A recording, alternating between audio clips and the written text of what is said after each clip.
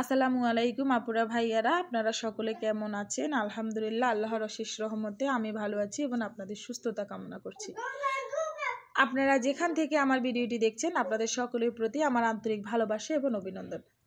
আশা করি সুস্থ এবং নিরাপদ আছেন। আপুরা ভাইয়ারা, আবারও হাজির হলাম নতুন একটি ব্লগ ভিডিও নিয়ে। আশা করি ভালো লাগবে, না টেনে পুরো ভিডিওটি দেখতে থাকুন। আপুরা ভাইয়ারা, ভিডিওর শুরুতে দেখতে পেয়েছেন আমি একটা মজাদার পিঠা রেসিপি নিয়ে আজকে আপনাদের সঙ্গে ভিডিওটি শেয়ার করা। আপুরা ভাইয়ারা, পিঠাটি বানানোর আগে সর্বপ্রথম যে কাজটি করতে হবে সেটা হচ্ছে ডিম নিতে হবে। যার যার প্রয়োজন অনুযায়ী আমি এখানে 4টি ডিম ভেঙে নিয়েছি এবং ভালো করে ডিমগুলো ফেটিয়ে নেব। যতক্ষণ পর্যন্ত ডিমগুলো ভালো করে না পেটানো হয় ততক্ষণ পর্যন্ত ডিমগুলো ফেটিয়ে নেব। আপুরা ভাইয়েরা, মনে রাখবেন পিঠা একদম নরম তুলতুলে হওয়ার জন্য ডিমটাকে ভালো করে চটকে নিতে হবে। পিঠাটি অসম্ভব মজার পিঠা। আমি জানি আমার অনেক আপু ভাইয়ারাই এই পিঠাটি বানাতে পারে, কিন্তু আমি যে স্টাইলে পিঠাটি বানাই সেই স্টাইলটি আমার ভালোবাসার মানুষের সাথে শেয়ার করছি। আশা করি ভালো লাগবে, পুরো ভিডিওটি না টেনে দেখতে থাকুন।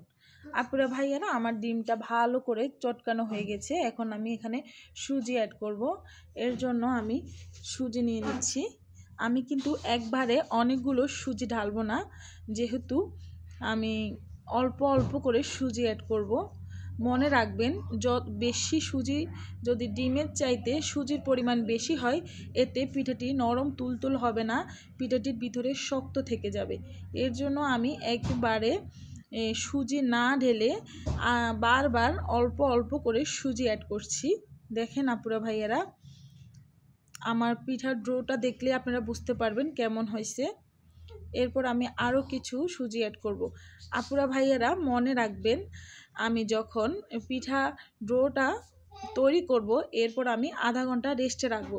এর ফলে সুজিগুলো ফুলে উঠবে এবং শক্ত হয়ে যাবে। এই কারণে আমি পিঠার ডোটা একদম পাতলা করে করব।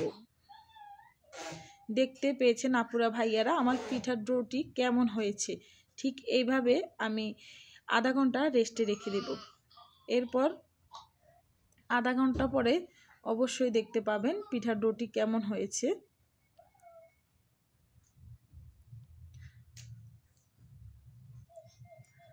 আপুরা ভাইয়ারা, পিঠার ডোটি রেস্টে রাখার পর আমি আধা ঘন্টা পরে দেখেন পিঠার ডোটি অনেকটাই ড্রাই হয়ে গেছে এবং সুজিগুলো ফুলে উঠেছে। এই কারণে ডোটা শক্ত হয়ে গেছে।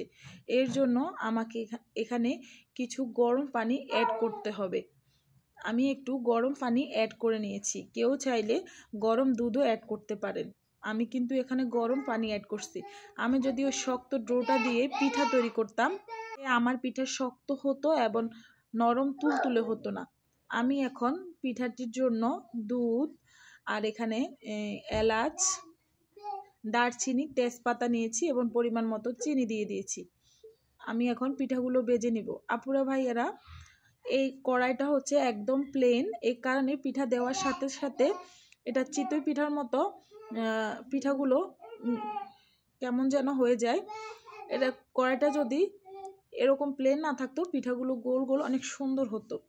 এখন যেহেতু এখানে আর কোনো কড়াই নেই, সেজন্য আমার আর কিছু করার নেই। এই কড়াইটা দিয়ে আমি পিঠাগুলো ভাজবো। দেখেন আপুরা ভাইয়ারা, আমার পিঠাগুলো ভাজা হয়ে গেলে আমি সবগুলো পিঠা দুধের মধ্যে অ্যাড করব।